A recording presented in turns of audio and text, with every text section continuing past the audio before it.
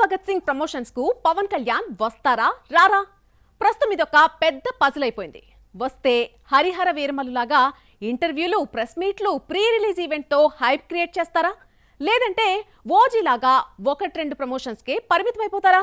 ఈ స్టోరీలో తెలుసుకుందాం. సినిమా రిజల్ట్ ఎలా ఉన్నా పవన్ కళ్యాణ్ ప్రమోషన్స్ కొస్తే ఓపెనింగ్ కథ ఒక్కసారిగా మారిపోతుంది. 4-5 సెట్స్ మీదే ఉన్న హరిహర వీరమల్లు సరైన క్రేజ్ లేదు. మినిమం ఓపెనింగ్స్ వస్తాయా రావన్న భయం డిస్ట్రిబ్యూటర్లను వెంటాడింది.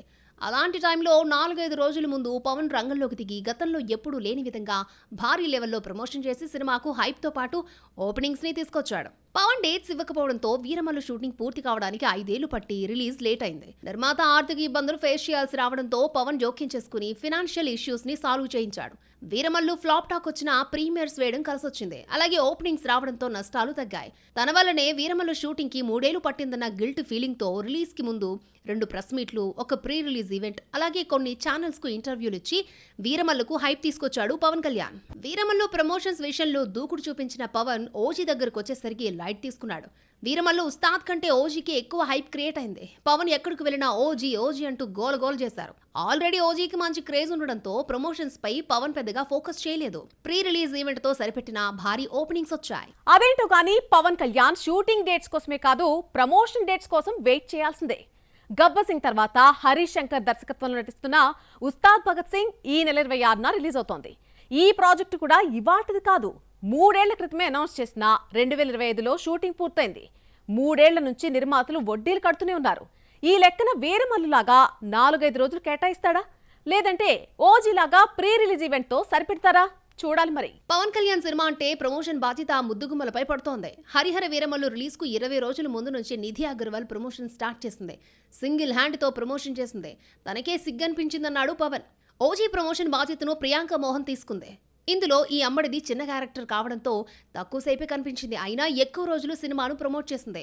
పవన్ సింపుల్ గా ప్రీ రిలీజ్ తో సరిపెట్టేశాడు. పవన్ సినిమా అంటే ప్రమోషన్స్ అందడంతా హీరోయిన్స్ దే. ఉస్తాద్ భగత్ సింగ్ లో 2 హీరోయిన్స్ ఉండడంతో ఈసారి ప్రచారం డబుల్ ఉంటుంది.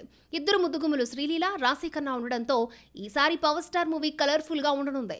మరి ఇద్దరు ప్రమోషన్స్ లోకి ఎప్పుడు అడుగు పెడతారో చూడాలి మరి. రాజసాబ్ ఫ్లాప్ ఒక రకంగా కలిసొచ్చిందా? డిజాస్టర్ వలన అందరికీ నష్టమే, కానీ ఎవరికి లాభం? రాజసాబ్ ఫ్లాప్ కావడంతో ప్రభాస్ లైన్ లో పడ్డాడా? ఫ్యాన్స్ కు తగ్గట్టు ఆలోచిస్తున్నాడా?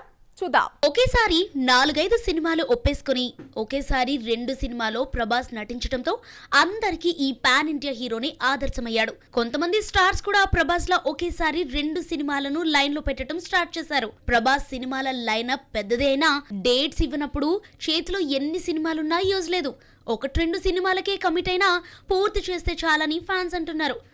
ప్రభాస్ నటిస్తున్న 2 సినిమాలు ఫౌజీ, స్పిరిట్ సెట్స్ పై ఉన్నాయి. ఫౌజీ 30-40% షూటింగ్ బ్యాలెన్స్ ఉంది. ఇది పూర్తి కాకుండానే ఈ మధ్యనే స్పిరిట్ మొదలు పెట్టాడు. 2027 మార్చి 5న స్పిరిట్ ను విడుదల చేస్తామని మేకర్స్ ప్రకటించడంతో ఈ ఏడాదంతా షూటింగ్ నడుస్తూనే ఉంటుంది. ఈలోగా కల్కి 2 మొదలు పెట్టేశాడు. అయితే ప్రభాస్ ఇంకా సెట్స్ పైకి వెళ్లకపోయినా కమల్, అమితాబ్ కలిసిన సీన్స్ తీస్తున్నాడు దర్శకుడు నాగశ్విన్. కల్కి 2 షూటింగ్ స్టార్ట్ చేశారా లేదో సలార్ 2 గురించి నిర్మాత అప్డేట్ ఇచ్చేశాడు. ఓ ఇంటర్వ్యూలో హోంబలే ఫిలిమ్స్ ప్రొడ్యూసర్ విజయ్ కిరంగధూర్ మాట్లాడుతూ త్వరలో సలార్ 2 మొదలవుతుందని చెప్పడంతో ప్రభాస్ ఒకేసారి 4 సినిమాలు ఎలా చేస్తాడన్న కన్ఫ్యూజన్ లో ఫ్యాన్స్ ఉన్నారు. సాహో, ఆదిపురుష్, రాధేశ్యామ్ వంటి హ్యాట్రిక్ ఫ్లాప్ తర్వాత ప్రభాస్ కు సలార్ హిట్ తీసుకొచ్చింది. భారీ లాభాలు తీసుకురాకపోయినా ప్రభాస్ ఫ్యాన్స్ తమ హీరోను ఎలా చూడాలనుకుంటే అదే ఎలివేషన్ లో కనిపించాడు. ఆ తర్వాత వచ్చిన కల్కి అయితే 1000 కోట్ల క్లబ్ లో చేరి లాభాలు తీసుకొచ్చింది. ఈ 2 హిట్స్ కు సీక్వెల్ ప్రకటించినా ప్రభాస్ కొత్త సినిమాలు ఒప్పుకున్నాడే గాని పార్ట్ 2 వైపు దృష్టి పెట్టలేదు. 2 ఏళ్లుగా డేట్స్ ఇవ్వడం లేదు. రాజసాబ్ డిజాస్టర్ దెబ్బకు హిట్స్ ఇచ్చిన సినిమాలను గుర్తించి సీక్వెల్స్ కు డేట్స్ ఇవ్వటం స్టార్ట్ చేశాడు ప్రభాస్. సలార్ 2 సెట్స్ పైకి రావాలంటే వెంటనే అయ్యే పని కాదు. దర్శకుడు ప్రశాంత్ నీల్ ప్రస్తుతం ఎన్టీఆర్ ను డైరెక్ట్ చేస్తున్నాడు. సినిమా పూర్తి కావాలంటే ఇంకో 6-7 నెలలు పడుతుంది. ఈలోగా ప్రభాస్ ఫౌజీ, స్పిరిట్, కల్కి 2 పూర్తి చేస్తాడు. ఇలా 4 సినిమాలతో ఈ పాన్ ఇండియా స్టార్ లైనప్ ఉంది. సలార్ 2 పూర్తయిన తర్వాతే కొత్త సినిమాకు సైన్ చేస్తాడు ప్రభాస్. సినిమా ఎంత పెద్ద హిట్ అయినా 4 వారాలు లేదంటే 5 వారాలు ఆడితే బాగా ఆడినట్టే లెక్క. అయితే ఆ మధ్య రిలీజ్ అయిన ఒక సినిమా ఏకంగా 50 రోజులు పూర్తి చేసుకుంది. అర్ధ శతనోత్సవం 100 రోజులు ఆడిన సినిమాలు కూడా ఈ రోజుల్లో ఉన్నాయా? అన్న డౌట్ కు ఫుల్ స్టాప్ పెట్టిన సినిమా ఏంటో ఒకసారి చూద్దాం పదండి. గతంలో ఎన్నో శతదినోత్సవాలు, సిల్వర్ జూబ్లీస్ చూసిన చిరంజీవి ఈ మధ్య కాలంలో 50 డేస్ అనే మాటను మర్చిపోయాడు. ఖైదీ నంబర్ 150, వాల్తీరు వీరయ్యతో హిట్స్ చూసిన కలెక్షన్స్ 4-5 వారాలకే పరిమితమైంది. మనశంకర వరప్రసాద్ మాత్రం 109 సెంటర్స్ లో 50 రోజులు పూర్తి చేసుకుంది. మనశంకర వరప్రసాద్ కు ఏపీ ప్రేక్షకులు బ్రహ్మరథం పట్టడంతో అక్కడ 97 సెంటర్స్ లో 50 రోజులు ఆడింది. తెలంగాణలో మాత్రం 5 సెంటర్స్ కే పరిమితమైంది. విచిత్రంగా తెలంగాణ కంటే కర్ణాటకలో 6, ఒరిస్సాలో 1 సెంటర్ లో రన్ అవుతోంది. జనవరి 12న రిలీజ్ అయిన మనశంకర వరప్రసాద్ 50 రోజులు పూర్తి చేసుకున్న సందర్భంగా స్పెషల్ పోస్టర్ ను రిలీజ్ చేశారు మేకర్స్. సంక్రాంతికి వస్తున్నాంతో వెంకీ, అనిల్ రావిపూడి ఫస్ట్ టైం 300 కోట్ల క్లబ్ లో చేరారు.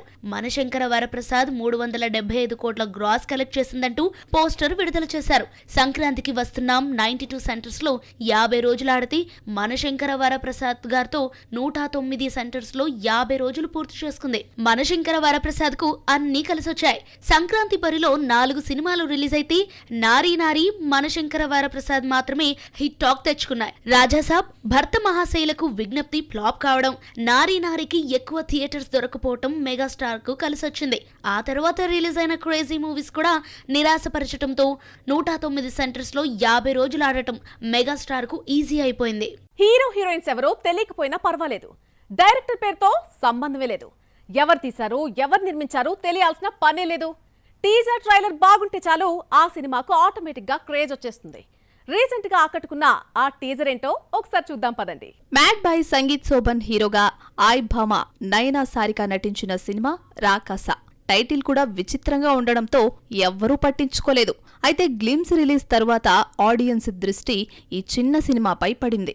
కమిటీ కుర్రాళ్లతో జాతీయ అవార్డు అందుకున్న నిహారిక కొణిదెల, ఉమేష్ కుమార్తో కలిసి ఈ సినిమాను నిర్మిస్తోంది. రాకాస అందరికీ తెలిసిన హారర్ కామెడీ జానర్తోనే రూపొందింది. గ్లిమ్స్ టీజర్లో కావాల్సినంత ఎంటర్టైన్మెంట్ తో పాటు హారర్ కూడా ఉంది. ప్రచార చిత్రాలు ఆడియన్స్ లో ఇంట్రెస్ట్ క్రియేట్ చేశాయి.